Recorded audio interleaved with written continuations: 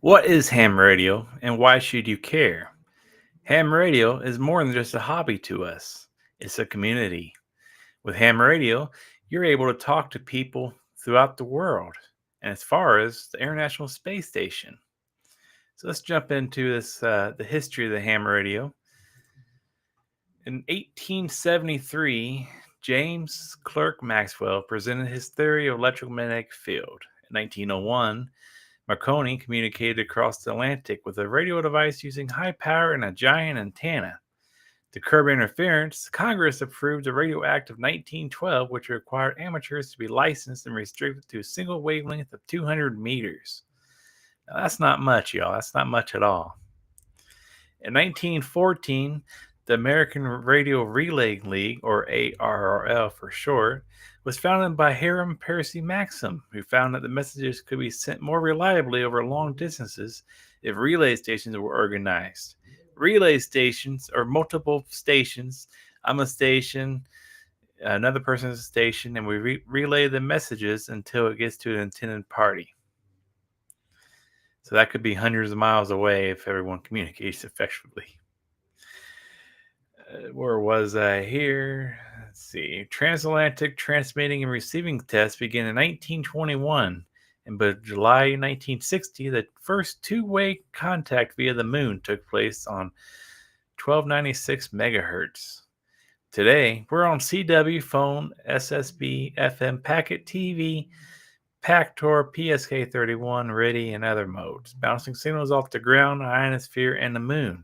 Hams are active in nearly every country of the world, and from ages less than 10 years old to more than 100.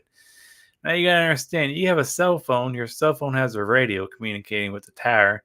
You're using a radio every day. Okay? Your Wi-Fi works off a 2.4 megahertz or 5 gigahertz spectrum. So that's ham radio as well. But it's not licensed. That's the unlicensed band part of it. Now, community, QRZ webpage is where we all get together. We have our logbooks of who we contacted, and we can mail QSL cards to an intended party as well. But there's also forums, which are kind of toxic, so I won't get into that. And we got basically connect people around the world.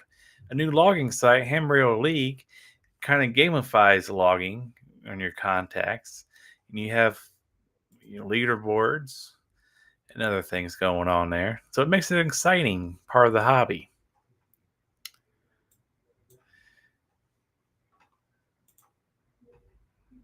All right. And last year, North Carolina, hams came together for that hurricane over in North Carolina and Tennessee, and it made rescues possible and saved lives probably. And it's also a unique way to experience technology. New technologies are coming out all the time that enhances our our hobby.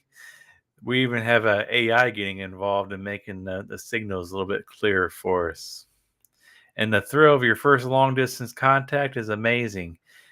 My first let's see, when was my first long distance contact? It might have been talked to a Germany station. That was exciting.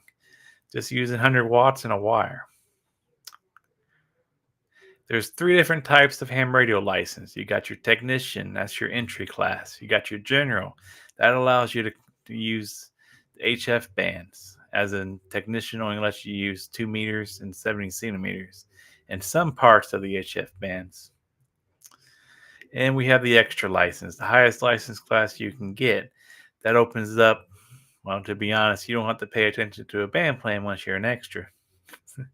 But it opens up a lot more of the hobby to you, and you can help out other people to get into the hobby if you want to volunteer to become a volunteer examiner. Finding a local ham club is easy.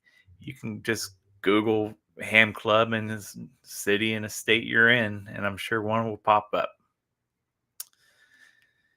You want to practice using your radio. You can practice without becoming licensed yet by just turning it on to frequency. Repeaterbook.com will locate those frequencies for you.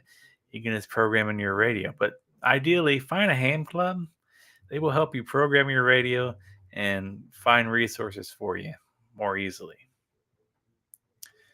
Well, that is what the heck is a ham in a nutshell. Hope you join me next time. This is Jason, KO4 DDG Ham Radio. 7-3, y'all.